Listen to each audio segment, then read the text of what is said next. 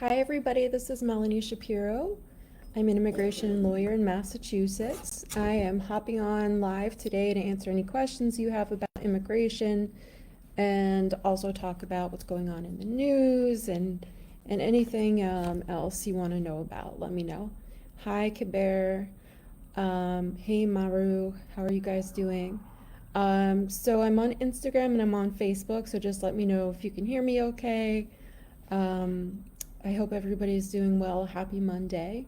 So I am going to get started here. Go ahead and drop a comment if you have any questions. Kabir said, I sent you a message on Instagram. Okay, what is your question? I can answer it now. Hello, everybody. Okay, so let's see. Oh. Said if you could please reply me, I will greatly appreciate it. Oh, here we go. Asked on Instagram. Hi Melanie, I'm living here in the US. I just watched your YouTube videos regarding the humanitarian parole for Afghanistan. I filed humanitarian parole for 2 of my brothers. The payments have been approved and I received their case numbers and payment approvals, but nothing else. So in the video you mentioned that the applicant has to send the photo ID such as a passport or a Tazkera, and also a statement that could describe what is happening to the applicant and why he does need to leave Afghanistan. So I didn't attach their passport copy or the statement. So do you think it's going to make their case incomplete and USCIS will require us for those info, or how does it work? So probably it'll be an issue. So, you have to really build a strong case in order to get humanitarian parole for your family members. So it might get rejected or denied because you do have to explain why it's such a humanitarian crisis, that they need to come into the United States, that they can't get a visa by any other means. And so I think that it might be an issue for you. As long as you have some sort of photo ID, that's fine. And for humanitarian parole, like I mentioned, then you don't actually need a passport for that. So if you sent the Tazkera, that's fine too. The other thing is that for humanitarian parole, because there's no U.S. embassy operating in Afghanistan, your family members have to get out of Afghanistan in order to complete their processing. So right now with humanitarian parole requests, the U.S. government has not approved any cases since August 31st. And there's already about a 3-month processing time for humanitarian parole. And now with this great surge in cases, I'm assuming it's going to take 4 months or more for any humanitarian parole request to be approved. And also we're waiting on guidance about this. But this morning I received news, let me just pull that up, from my paralegal.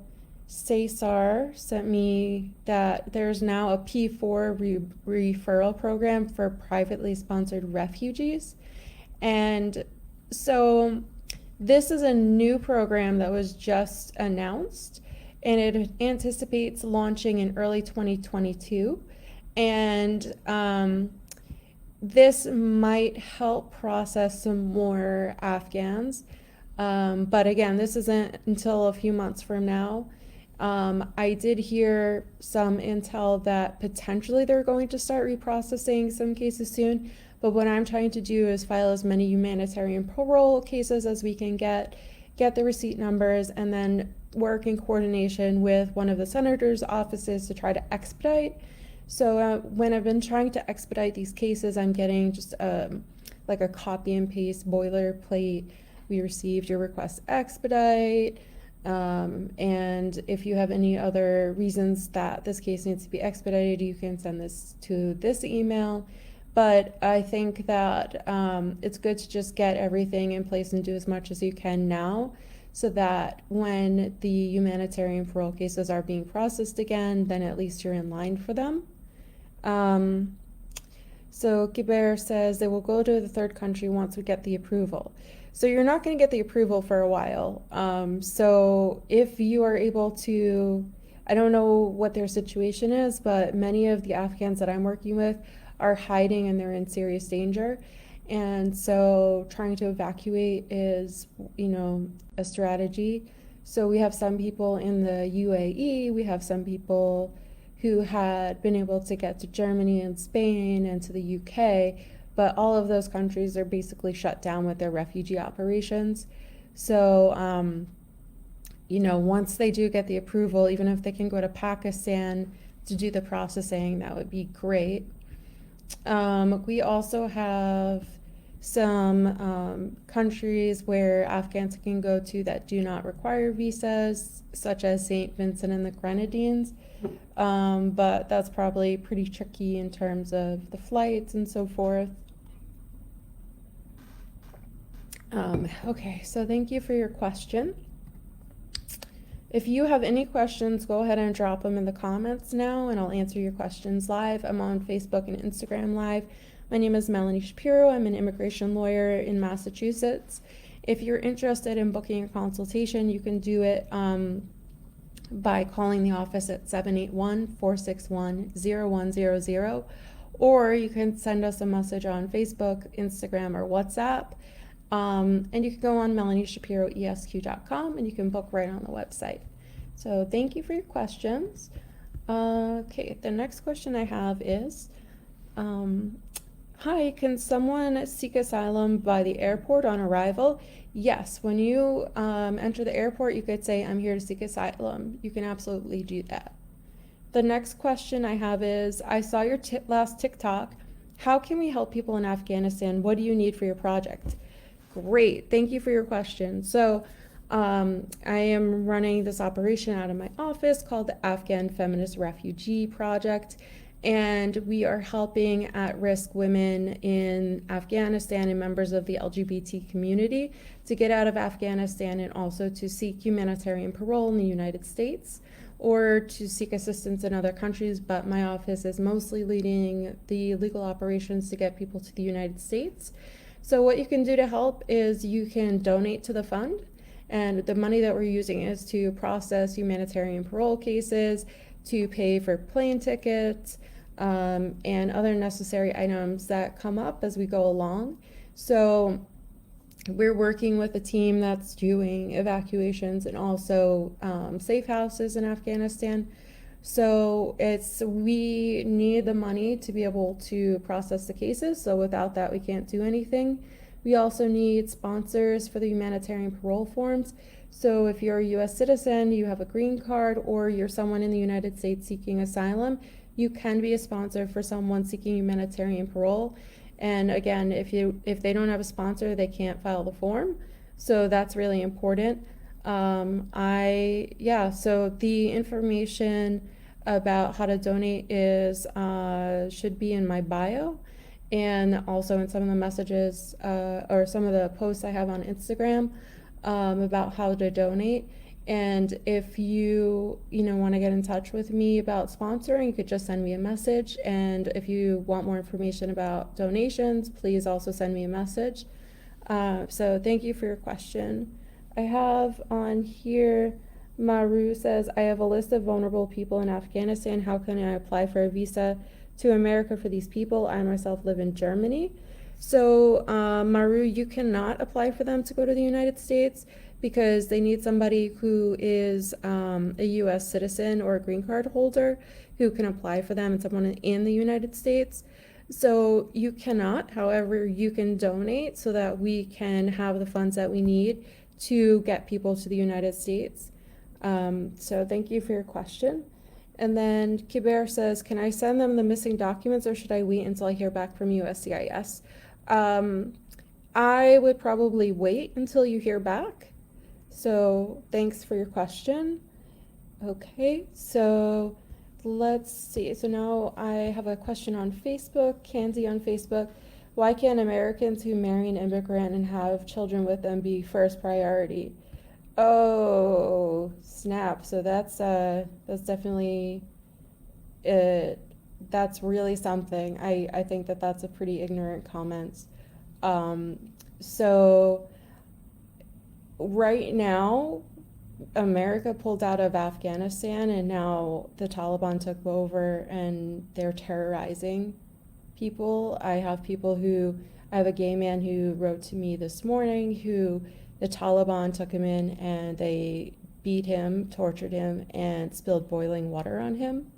So um, that's kind of why the humanitarian parole thing is happening.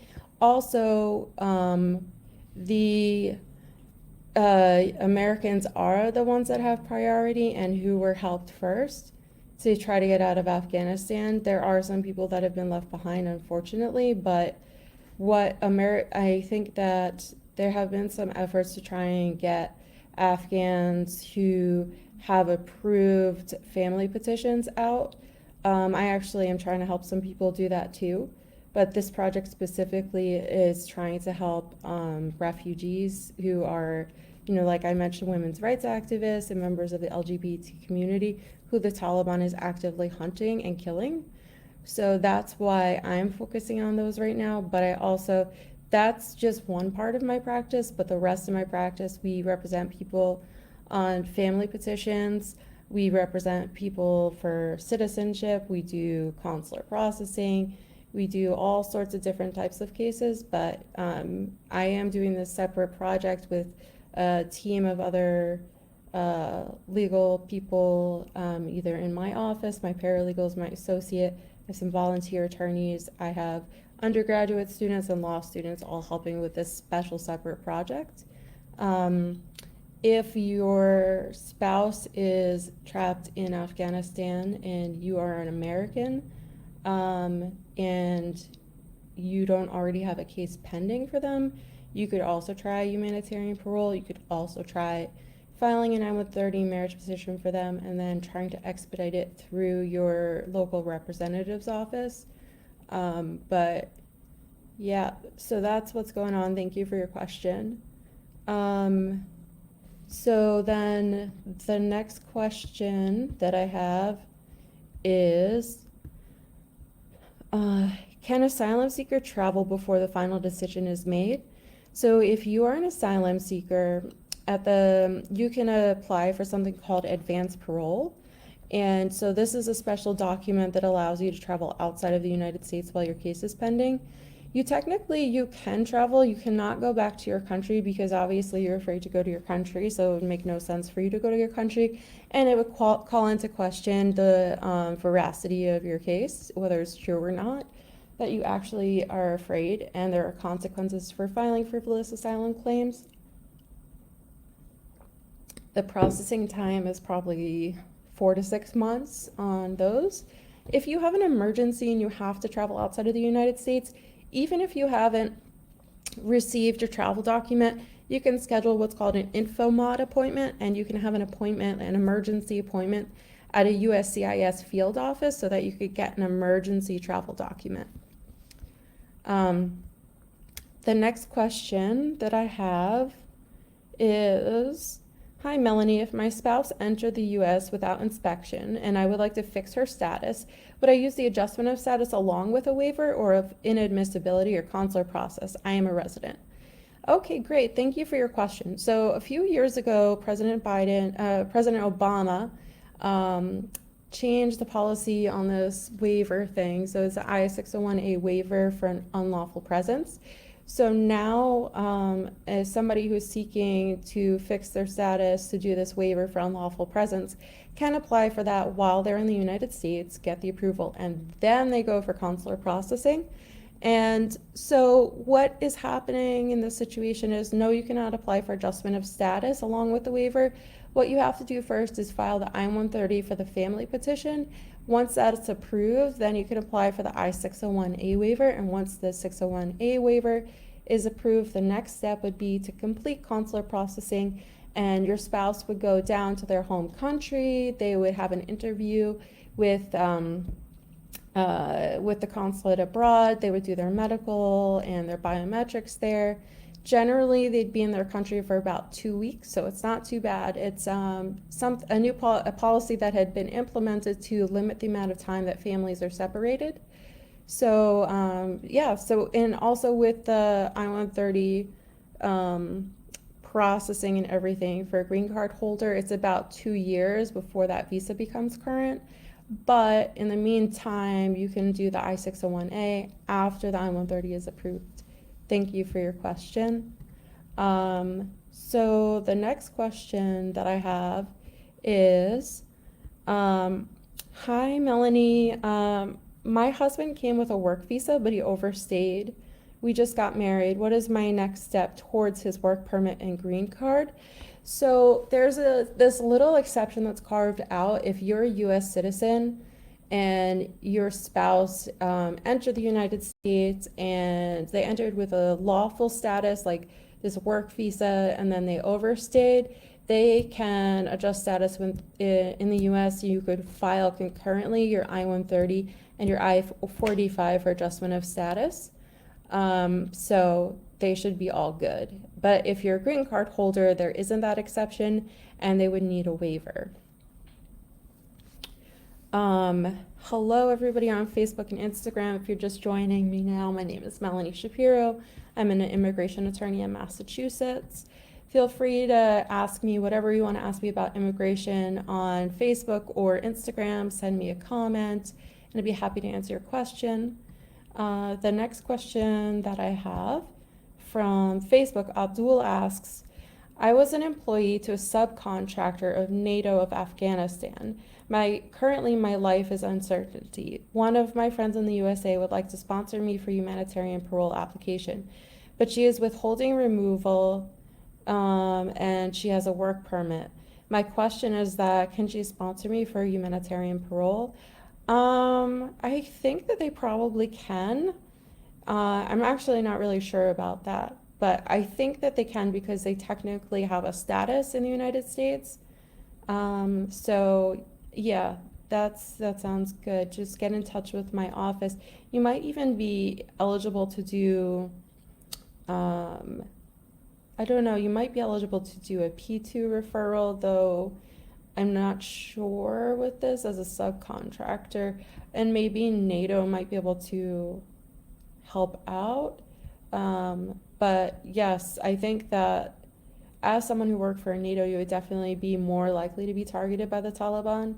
So that would be something you would want to mention in your statement in support of your humanitarian parole request.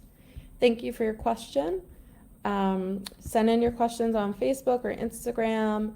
I'm Melanie Shapiro, an immigration lawyer. If you would like to book your consultation with me, you can go to my website, melanieshapiroesq.com, and book on the website. You can call the office at 781-461-0100, or you can send me a message on Facebook or Instagram. The next question that I have is, hi, Melanie, I would like to change my situation, but I don't know if I have a case. I don't have family that can help me to obtain a green card. So in this situation, you should book a consultation with me so that I can figure out if you're eligible for anything. There's definitely other ways to get status besides family members. It could be through a work visa. It could be through Asylum. It could be through a Violence Against Women Act petition, through a U visa if you've been a victim of crime, through a T visa if you've been a victim of trafficking, or if you're in the United States and you're on a visitor visa and you want to change your status to a student visa, that's another way that you can change your status. And so the next question I have is, can I get a work permit? So I get this question all the time, can I get a work permit? Well, it really depends. If you are eligible for one, you cannot apply for just a work permit by yourself. You have to also have some other case pending usually. So if you have a green card application pending, if you have asylum pending, if you have VAWA pending, if you have a U visa pending, or if you have DACA or TPS, these are some ways that you can also get a work permit. The next question I have is, can I apply for a work permit while I wait for my interview? Yes, so it depends on what kind of case you have pending. Like I had just mentioned, if it's an interview for a green card, then yes, you can apply for a work permit at the same time that you apply for your green card. So thank you for your question. So I think that those are all of the questions that we received. If you have another question, this is a good time to ask one. So I'm in the Worcester office today, and I am working on these Afghan cases. I'm also have a Fifth Circuit Court of Appeals case that we're working on. Teaching a class tomorrow at Roger Williams Law School, and then we have a brief due for someone in the BIA, the Board of Immigration Appeals, and then we have a trial coming up soon, so we're preparing for that. So it's definitely a very busy day at the office. I hope everyone is doing really well, and I'll be back on Wednesday around the same time to do another live. So if you have any questions in the meantime, go ahead and send those in. Thanks for tuning in. Bye.